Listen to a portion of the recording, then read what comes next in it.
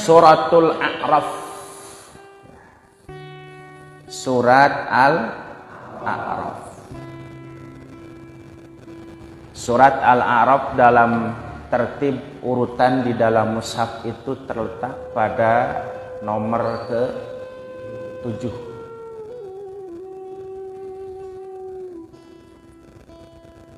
Makiyatun. Surat Al-A'raf ini termasuk kategori surat Makiyah. Artinya surat yang diturunkan sebelum Nabi hijrah. Itu sudah sering dibahas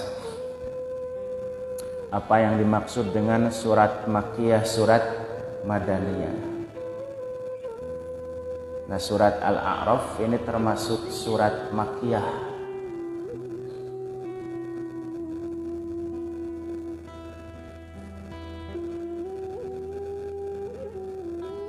Tapi ini tapi ya.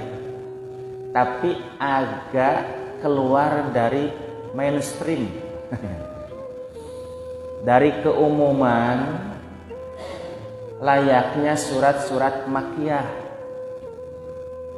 Karena biasanya surat Makiyah itu ayatnya, suratnya pendek. Itu kan ciri-ciri surat Makiyah dengan Madaniyah itu. Satu, dari segi panjang pendek. Kalau surat Madaniyah rata-rata panjang-panjang, Makiyah rata-rata pendek-pendek. Dari isi kandungan, surat Makiyah itu banyak bicara tentang bab usuluddin, pokok agama, masalah tauhid, masalah keimanan. Kalau surat Madaniyah itu sudah banyak bicara tentang penerapan hukum Islam. Dari mulai urusan ibadah, urusan muamalah, bab munakahah, bab jinayah, bab iktisodiyah, sampai kepada urusan siasah. Nah, itu domainnya surah atau ayat-ayat Madaniyah. Kemudian ciri yang lain, Makiyah itu biasanya menggunakan kata seru ya ayyuhan nas, sedangkan Madaniyah mah ya ayyuhalladzina amanu. Nah, tadi disebutkan umumnya ciri surat Makiyah itu adalah pendek.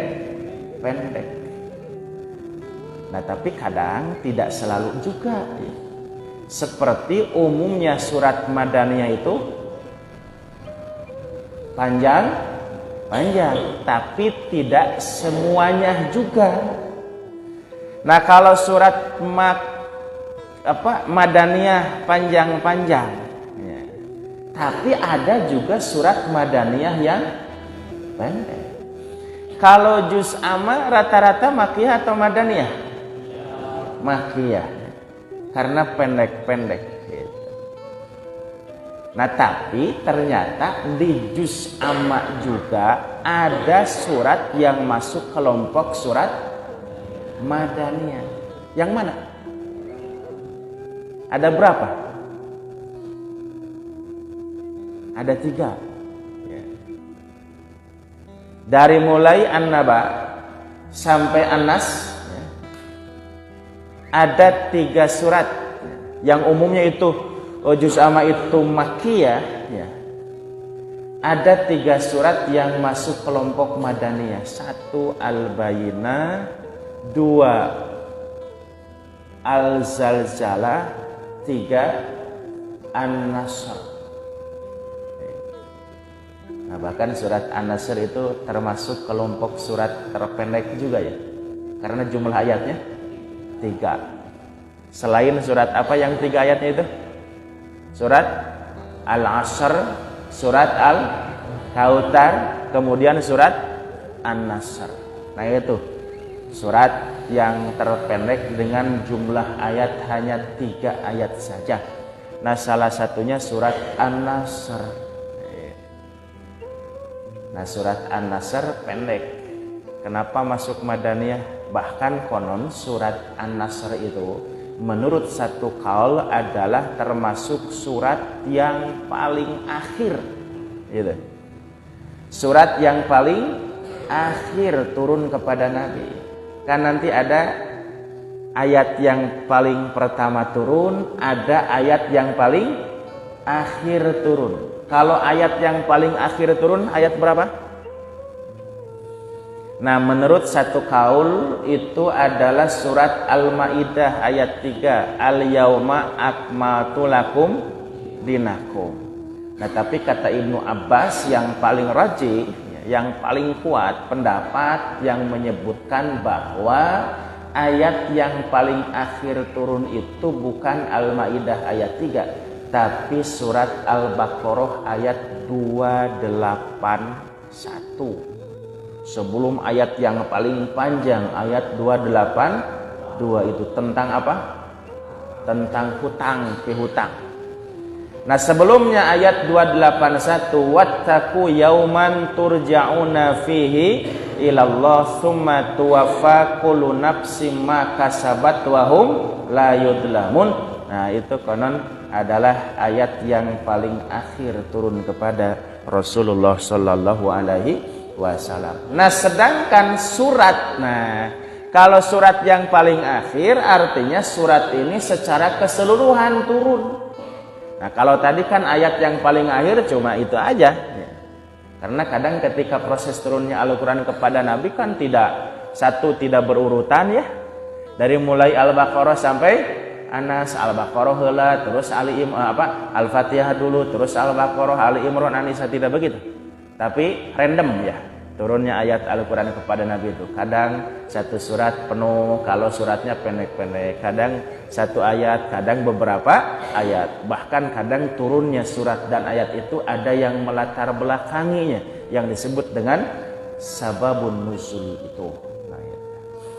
Nah, jadi kalau surat An-Nasr, surat Idza Jaa Nasrullah, nah itu termasuk kategori surat yang paling akhir turun kepada Nabi. Oke, nah jadi umumnya surat Madaniyah itu adalah, umumnya surat Makkiyah itu adalah pendek-pendek, tapi di juz amma dari sekian banyak surat yang pendek-pendek ternyata ada kelompok surat, ada yang termasuk surat Madaniyah.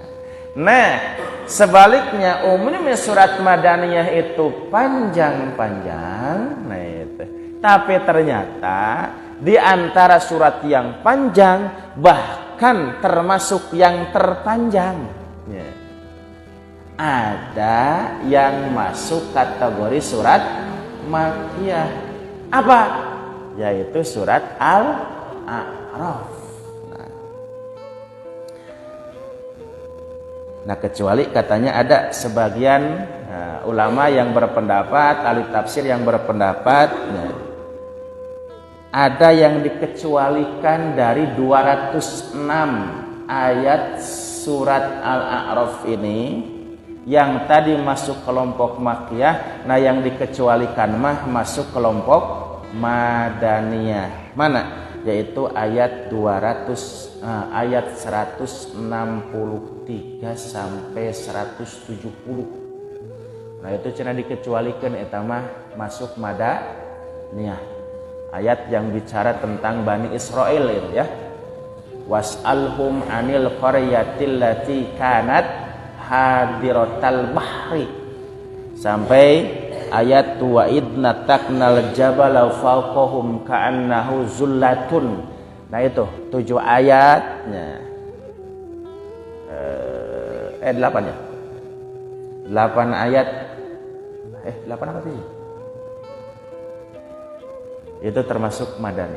Nah, tapi sebagian mulai itu pendapat agak lemah juga. Nah, jadi umumnya Al-A'raf adalah surat Makkiyah. Nah, jadi sekali lagi tidak selalu Madaniyah itu panjang. Karena adanya surat yang panjang itu masuk kelompok Makkiyah. Bahkan Al-A'raf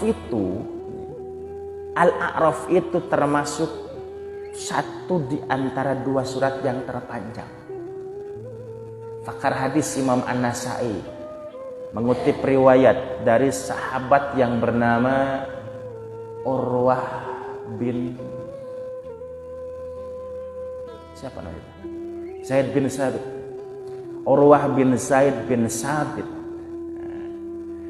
Satu ketika Urwah bin Zaid bin Sabit pernah bertanya kepada Marwan bin Hakam. Siapa Marwan bin Hakam itu? Marwan bin Hakam itu salah satu khalifah keempat pada masa dinasti Bani Umayyah. Nah, nanti Marwan bin Hakam itu punya beberapa anak, salah satu namanya adalah Abdul Aziz. Nanti dari Abdul Aziz ini lahir anak namanya Umar.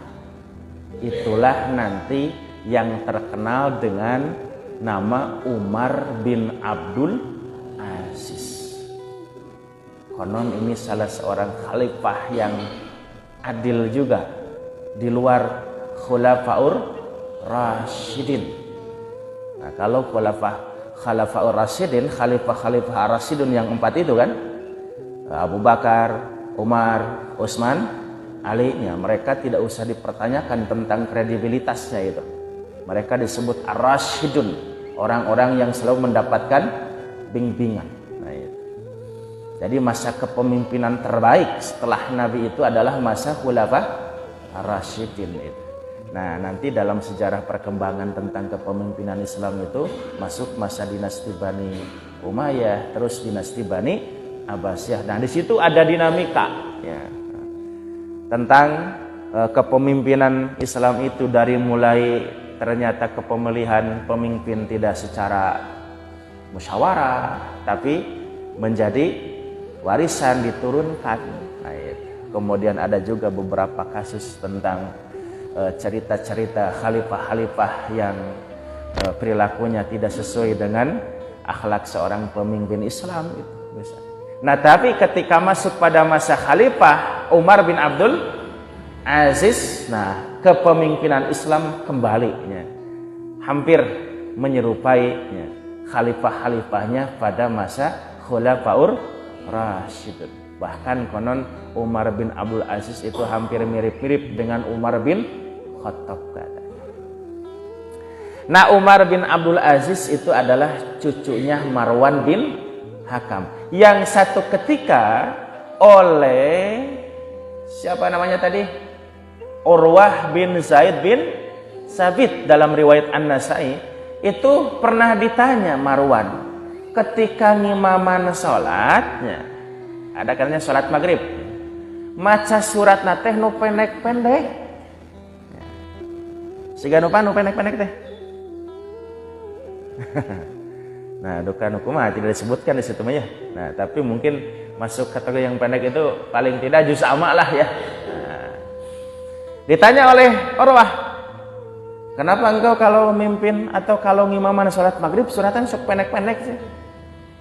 Padahal Rasulullah mah kalau sholat maghrib teh suka baca satu di antara 2 surat yang terpanjang.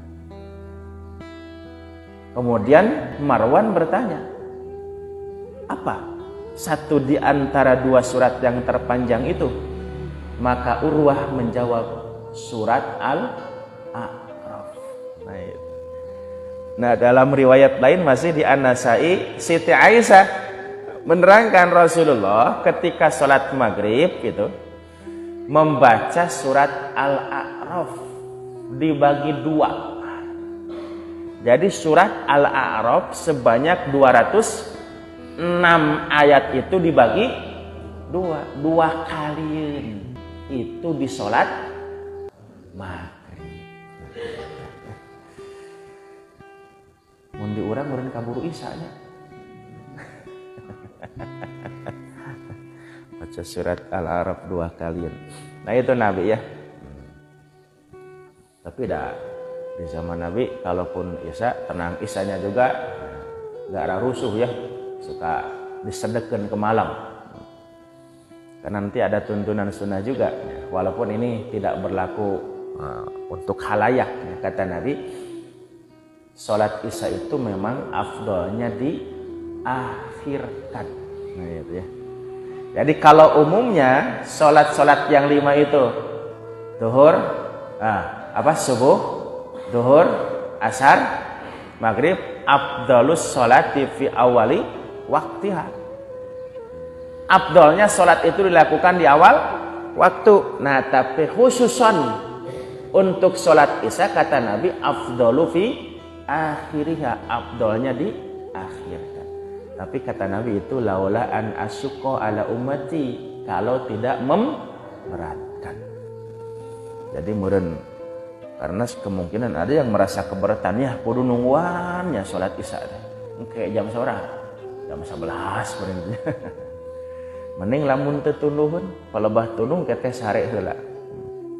Padahal dalam hadis yang lain Nabi memakruhkan orang yang suka tidur sebelum isya dan memakruhkan juga nusuk ngarobrol saenggeus isya.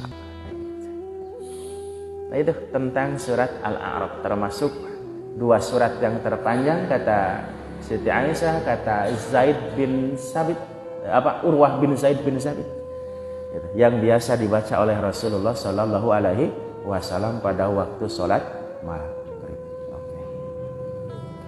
Nah, kemudian sumiat, nama surat ini dinamakan surat Al-A'raf. Ini seperti umumnya nama-nama surat yang lainnya, itu suka dinamai dengan kata yang memang terdapat di surat itu. Misalnya surat Al-Baqarah, karena di dalamnya ayat cerita tentang Al-Baqarah, sapi ikan. Surat Ali Imran, karena di dalamnya ada cerita tentang keluarga Imran. Surat An-Nisa karena ada bahas tentang perempuan. Surat Al-Maidah karena ada bahasan tentang Al-Maidah, maidatan minas sama, itu hidangan yang diturunkan Allah untuk Nabi Isa waktu itu turun di langit, jeret gitunya gitu, sameja gitu. Terus surat Al-An'am karena di dalamnya ngebahas tentang Al-An'am, ingon-ingon, binatang ternak.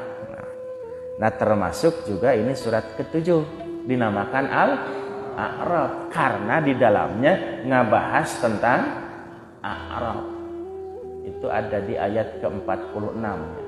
Wa bainahuma hijabun wa 'alal a'rafi rijalun ya'rifuna kullan bisimahum.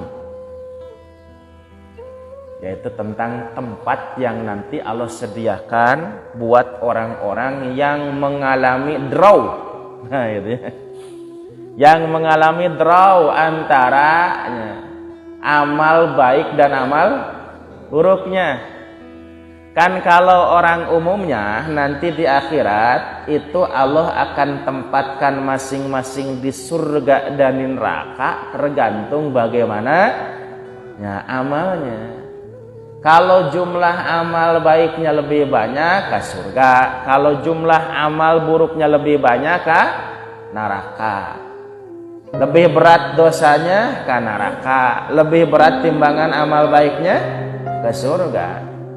Fa amman sakulat mawazinuhu fahuwa fi 'isyatir radiyah. Siapa yang timbangan amal kebaikannya lebih berat, ringan dosanya, maka dia akan ditempatkan dalam kehidupan yang Allah ridho. Apa itu?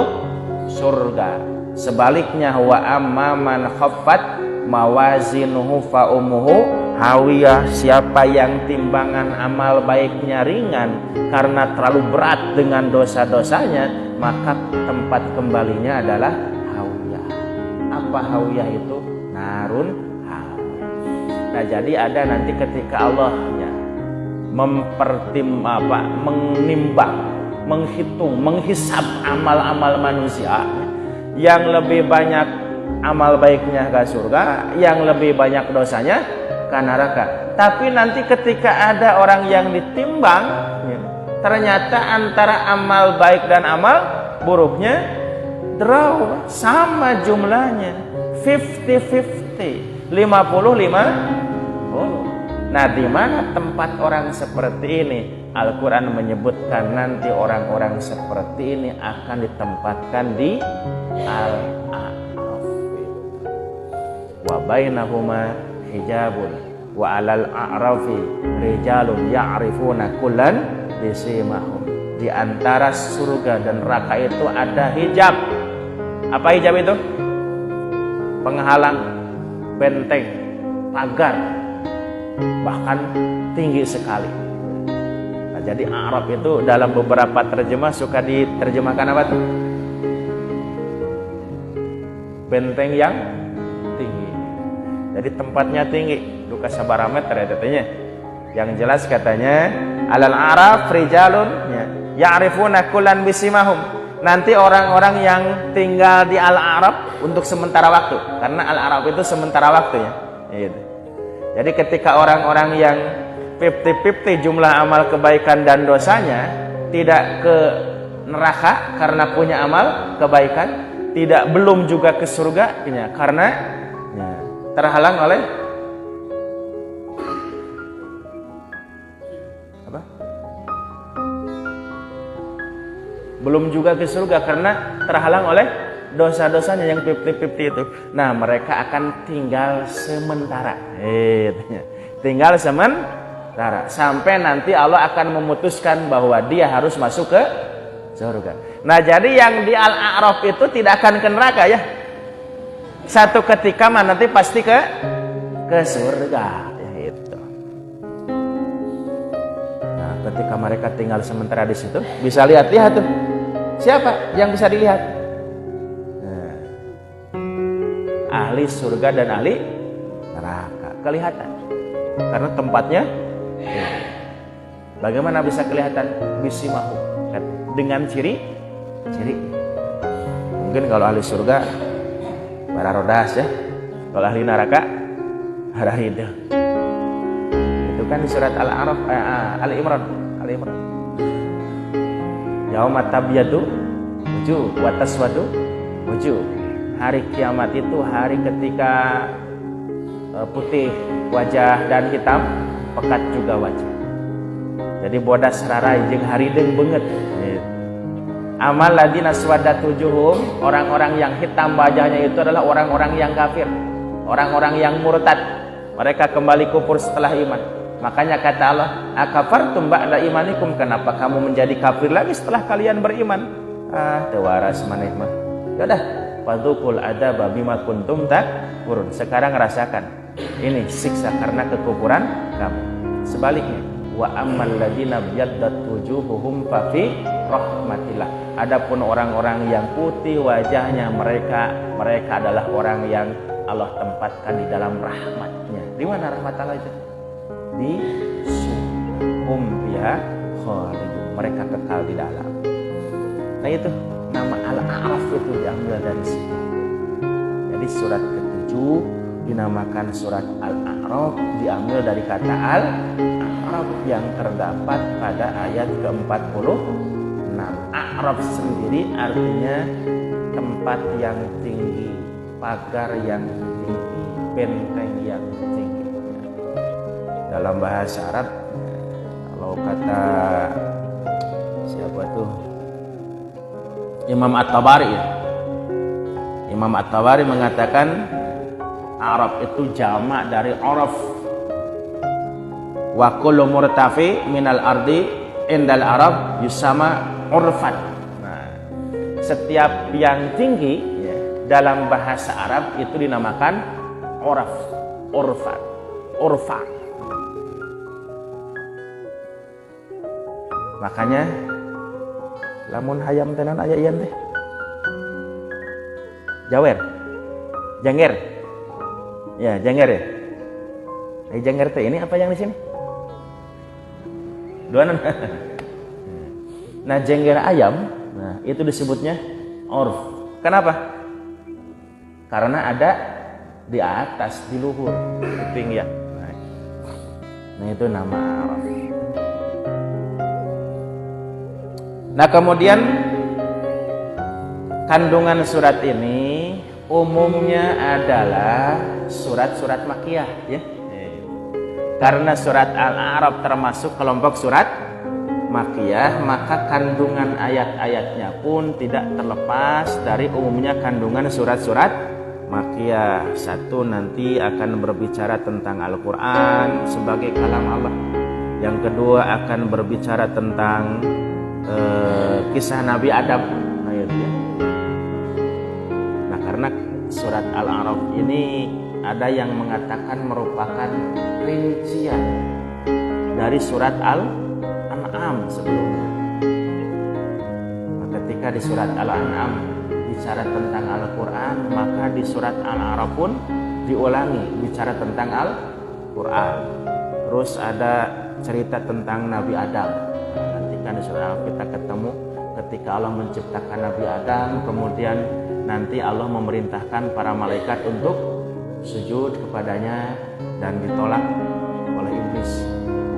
Kemudian juga surat Al-A'raf bicara tentang isbatut tauhid, penetapan tentang keesaan Allah, bicara tentang wahyu dan risalah, kemudian bicara tentang atau mengulang bahasan-bahasan tentang al-ba'as, kebangkitan, al-jaza, tentang balasan fi alamil akhirah, di hari akhir. Kemudian juga nanti banyak dibahas tentang ayat-ayat yang menjadi dalil mengenai wujudnya Allah. Kemudian juga banyak bicara tentang kisasul anbiya, kisah para nabi.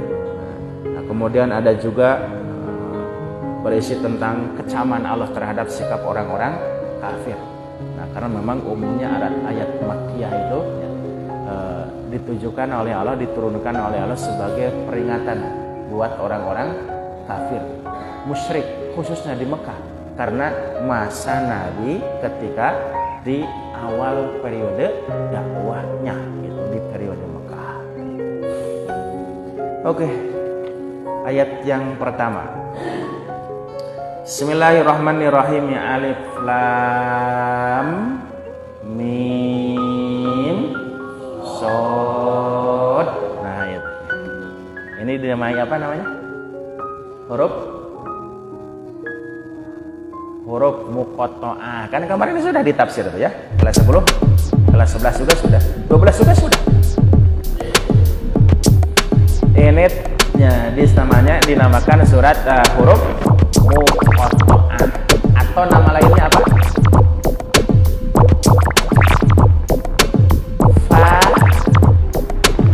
Fawati suat. Disebut huruf muqatta'ah. Muqatta'ah itu artinya yang dipotong-potong. Nah, kenapa disebut muqatta'ah? Karena nanti cara membaca huruf-huruf ini harus dipotong-potong, dipisah-pisah, satu-satu bacanya, seperti mengeja huruf hijaiyah. Alif, lam, mim, sod. Itu bisa dibaca alam su. Seperti alif lam mim ya. Kan nulis alif lam mim itu sama tulisannya dengan alam taro misalnya itu. Ya. Alam taro sama alif lam mim nulisnya begitu sama. Tapi kata alif lam mim di surat Al-Maun itu tidak dibaca alif lam mim taro gitu. Tapi dibacanya alam taro. Tapi kalau di surat Al-A'raf alif lam mim dibacanya alif lam mim, tidak dibaca alam sod. Itu disebut muqatta'ah karena cara membacanya dipotong-potong, diputus-putus. Disebut juga fawatih as-suwar. Fawatih itu jamak dari kata fatih. Fatih itu artinya pembuka. Nah, kenapa disebut fawatih as-suwar? Suwar itu jamak dari kata surah. Karena huruf-huruf ini seolah membuka beberapa surat di dalam Al-Quran, karena ada di awal-awal surat sebagiannya, tidak semuanya ya. Dari 114 surat di Al-Quran tidak semuanya ada fawatih aswa, ada huruf muqatta'ah. Yang ada pawati aswannya sabaraha surat? Dari mulai alif lam mim tuh ya di surat Al-Baqarah sampai nun di surat Al-Qalam sabaraha kabehnya? Ada 20 sabaraha? 29. Jadi semuanya dari mulai alif lam mim di surat Al-Baqarah sampai nun di surat Al-Qalam dengan 13 jenisnya. Huruf-huruf itu ada alif lam mim, ada alif lam ro, ada alif lam mim ro, alif lam mim shad, itu 13 jenis dengan menggunakan 14 huruf. Jadi separuh dari huruf hijaiyah. Nah itu bervariasi semuanya. Yang 13 model di 29 surat itu ada yang 1 huruf saja muqatta'ahnya ya, ada yang 2 huruf, ada yang 3 huruf, ada yang 4 huruf, ada yang 5 huruf. Yang 1 huruf seperti nun surat Al-Qalam, terus qaf surat qaf, terus shad surat shad. Nah itu yang 1 huruf ya. Nun, qaf, shad. Yang 2 huruf apa? Nah, ada 10. 7 hamim. 7 surat yang diawali dengan hamim. Surat apa saja? Dari mulai surat Al-Mu'min, surat ke-40 sampai surat Al-Ahqaf. Surat ke-46. Surat Al-Mu'min, kemudian Fussilat, kemudian Asy-Syura, kemudian Az-Zukhruf, kemudian Al-Dukhan, Al-Jasiyah, dan Al-Ahqaf. Nah itu yang diawali dengan hamim, hamim, hamim, hamim. Nah kemudian sisanya 3 lagi yang 2 huruf itu apa? Yasin, terus Toha. Yasin surat apa? Yasin. Toha surat apa? Toha. Terus satu lagi Tosin surat apa? Bukan surat Tosin. Karena Yasin surat Yasin, Toha surat Toha, Tosin jadi surat Tosin. Surat An-Naml surat ke-27. Ada Tosin, ada Tosin mim nanti. Nah ini Tosin dulu. Nah jadi Yasin, kemudian Toha, terus Tosin. Tosin itu ternyata menurut saya nih, bukan menurut orang lain. Menurut saya Tosin itu adalah kolaborasi dari Toha dan Yasin. Jadi Tosin. Tapi ya mah menurut saya ya, saya belum tahu apakah para ulama juga berpendapat seperti itu. Ada Toha, ada Yasin, kemudian digabungkanlah jadi Tosin. Itu yang 2. Yang 3 huruf apa saja? Alif lam mim. Nah, alif lam ra.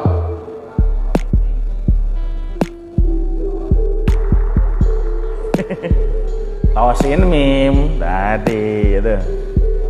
Jadi ada 13. Alif lam mim surat naon wae? Al-Baqarah, terus Ali Imran, terus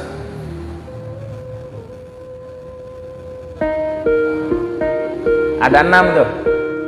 Al-Baqarah, Ali Imran, Al-Ankabut 29, terus Ar-Rum 30, terus Luqman 31, terus As-Sajdah 32. Berapa? 6. Kemudian alif lam ra. Alif lam mim tadinya. Terus alif lam ra. Surat nggak ada Pak Yunus saja. Dari mulai Pak Yunus. Surat Yunus, terus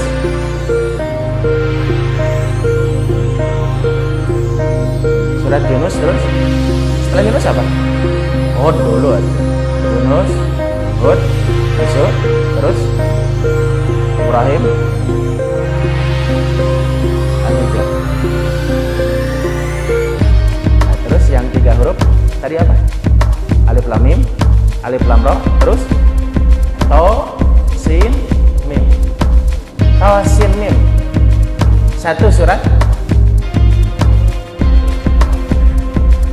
Asy-Syu'ara. Surat Asy-Syu'ara, surat ke-26. Terus 27-nya tadi An-Naml Tosin. Terus 28 Al-Qasas, Tosin mim lagi. Nah, iya.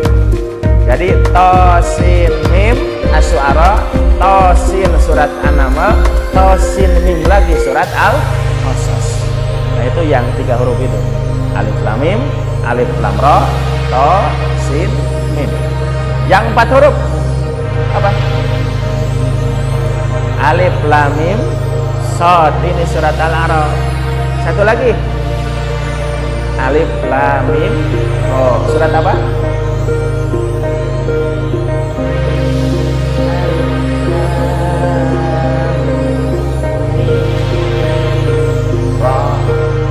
Surat apa? Surat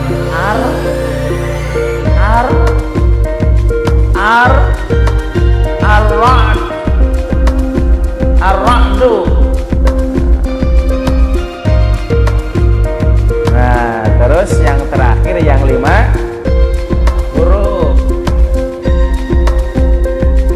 Kaf, ha, ya, ain, shad. Surat apa? Maryam. Ada juga katanya yang menyebutkan yang 5 huruf itu surat Asy-Syura, surat 42. Kan tadi termasuk hamim ya.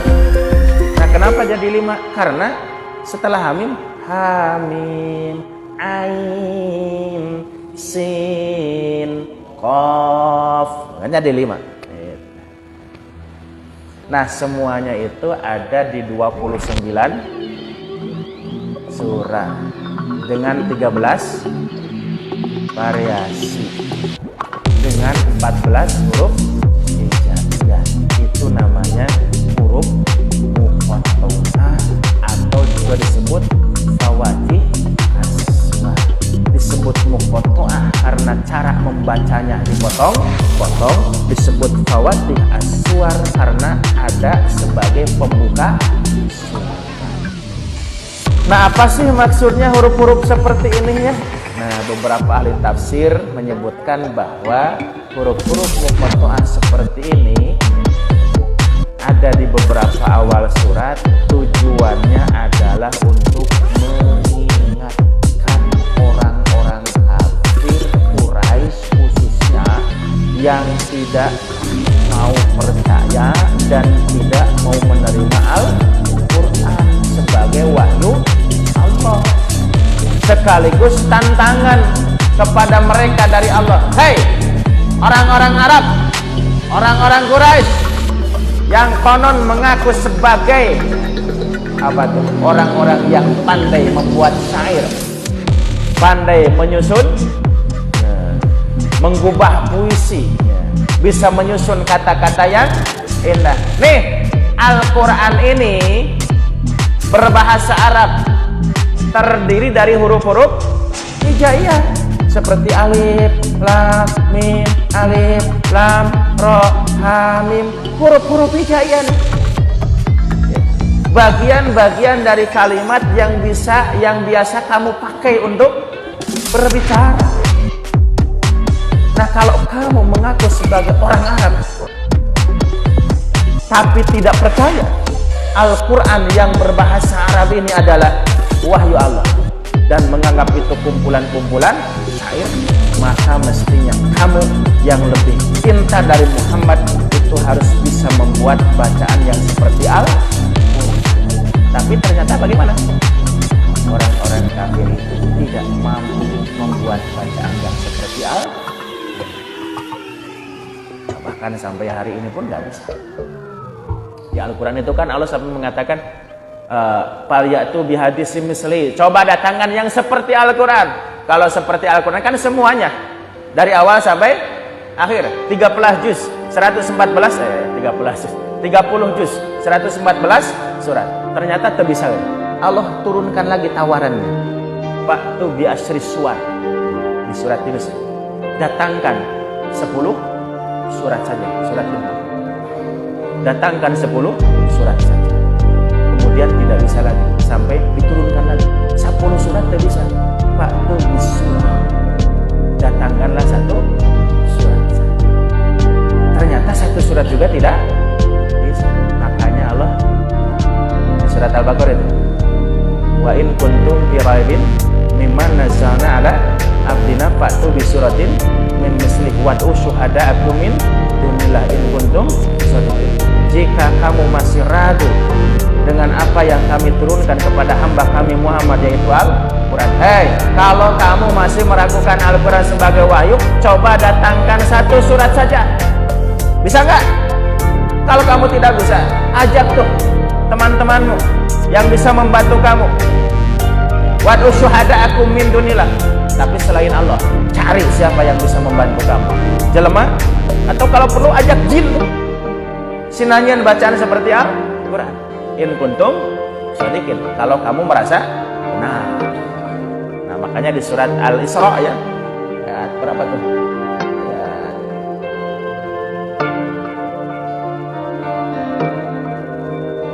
8. Qul la in ijtama'atil insu wal jinnu ala ayatin bimisli hadzal Qur'an la ya'tuna bimislihi walau kana ba'duhum li ba'din baik.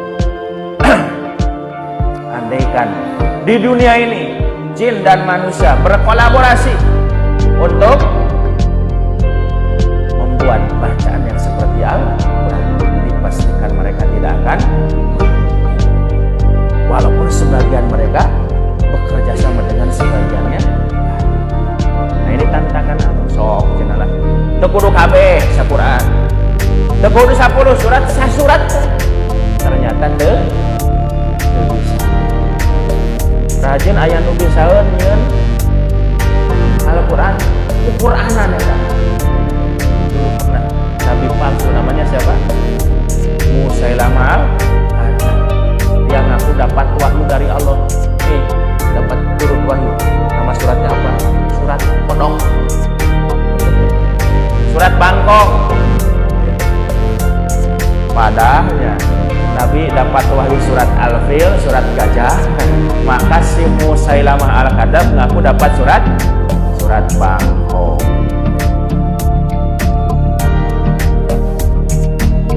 Alif Lam Mim Shad.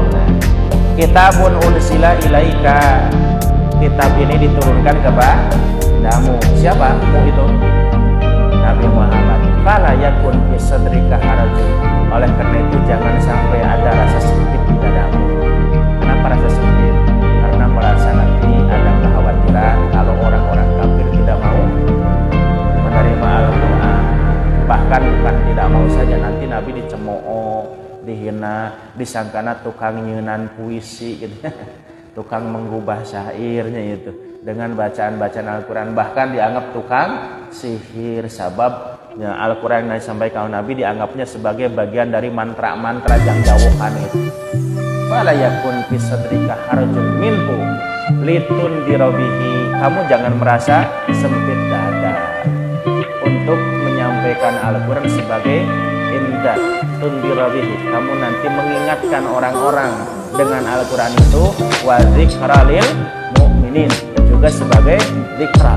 Apa bedanya tundira indar dengan dzikra? Sebagian ahli tafsir mengatakan kalau Al-Quran tundira bihi menjadi peringatan, ini plus ancaman bagi orang-orang kafir yang tidak mau menerima Al-Quran sebagai wahyu. Tapi kalau dzikra lil mu'minin itu sama peringatan. Dengan disampaikannya Al-Quran, orang-orang mukmin diingatkan dengan isi kandungan, nanti mereka bisa menjadi pelajaran untuk diikuti. Nah, itu bedanya inzar dengan zikra.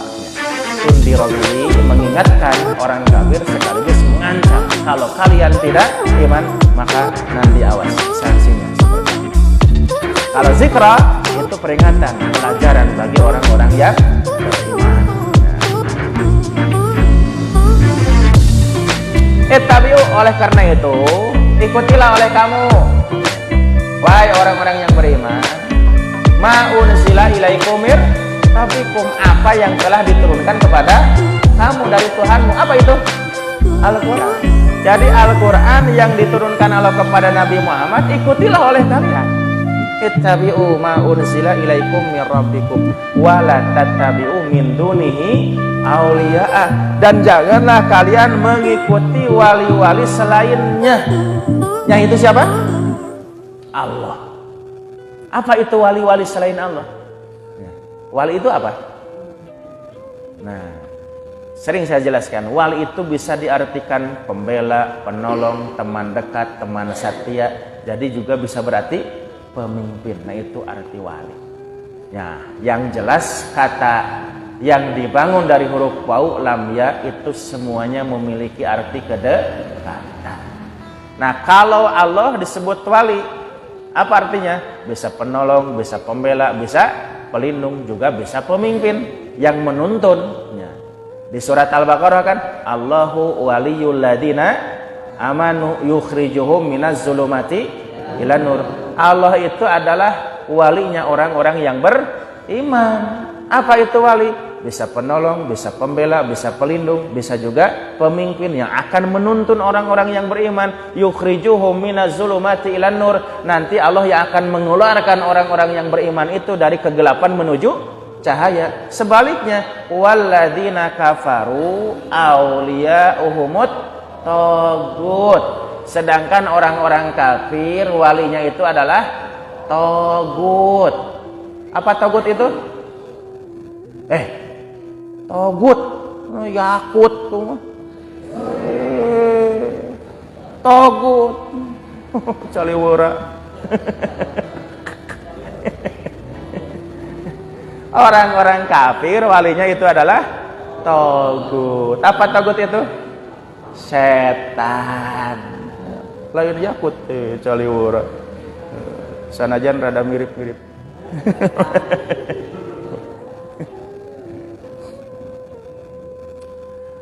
Nah, kalau togut itu pemimpin orang-orang kafir. Kerjanya apa? Yukhrijuhum minan nuri ilad dulumat.